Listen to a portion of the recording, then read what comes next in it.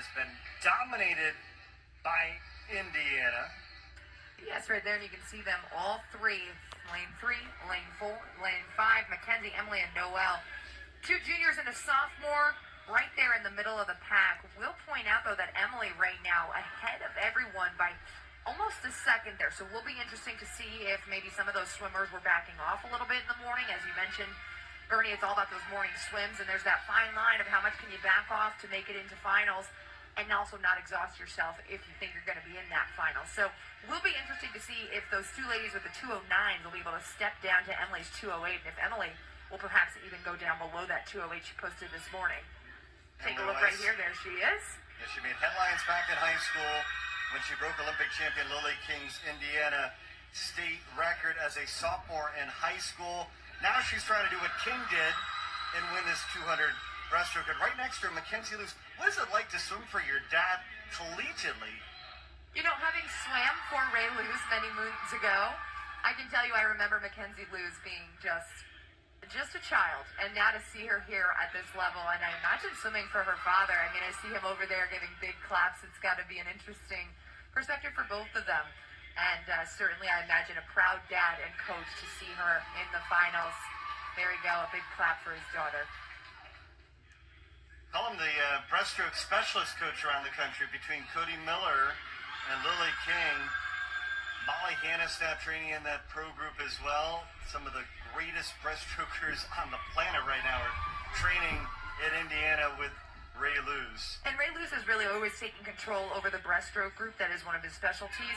So he really has a big influence into these swimmers' performances. Obviously, the team as a whole is his head coach, but breaststroke coaching is really his specialty. As you mentioned, you don't get people like Lily King and Cody Miller and 3 finalists with the top 3 times without having a solid breaststroke program.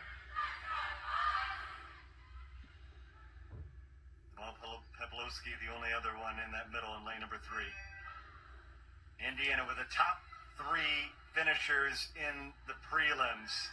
We'll see how it pans out in the final as Weiss, who was so good, 4-time high school state champion, coming out of Indiana. She was 3rd a year ago in this 200 breaststroke. Can she win her first Big Ten title?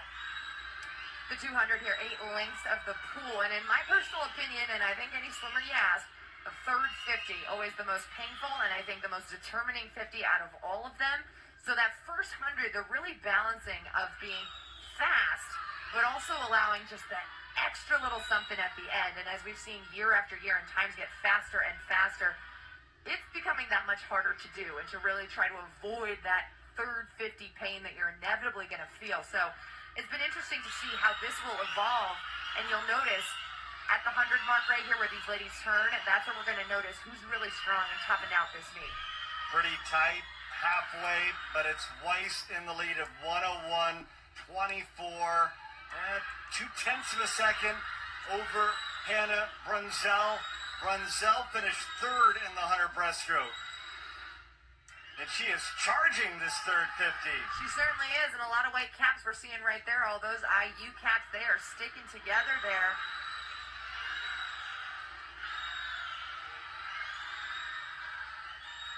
Brunzell for Northwestern. I was just going to say, we've been talking about Northwestern a lot, and take a look. We've got lane 1, we've got lane 2, and Brunzell is really holding her own here. And then we also have Sophie in lane 6, so Northwestern having a really big presence in this event in this A final. Calypso Sheridan won this event a year ago for Northwestern, and she is in it with a chance to win it the final 25. Brunzell, Weiss, Peplowski, all with a chance. Down the stretch, Weiss picking up her pace. She's got a slight lead, trying to get her first Big Ten title, and she's going to do it in the final 10 yards as she wins it 2:07.20. And it's a 1-2 finish for Ray Lewis in Indiana.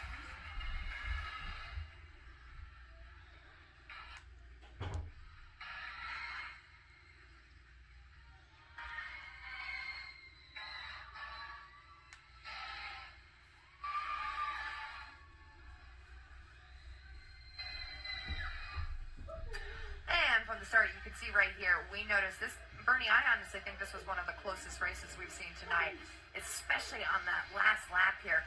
take a look, though. We've been talking about Emily Weiss and the prowess that she has in breaststroke, breaking Lily King's high school record her sophomore year. And she's continued to show here in college that she's still a strong breaststroker as she ages. Oftentimes, you never know at a young age when kids tend to explode early on. You never know how it's going to pan out, but there you see her finish. She was able to prove that she still has that strength that she showed in high school. Ray Luz, high five in the team, just as excited for 2 top finishes for the Hoosiers. Emily Weiss, what a moment for her. Breaking out, gets her first win at the Big Ten Championships here in the 200 breaststroke. And speaking of first-time wins, we take a look back at the 1650 where we had Michigan looking for their first win in this event.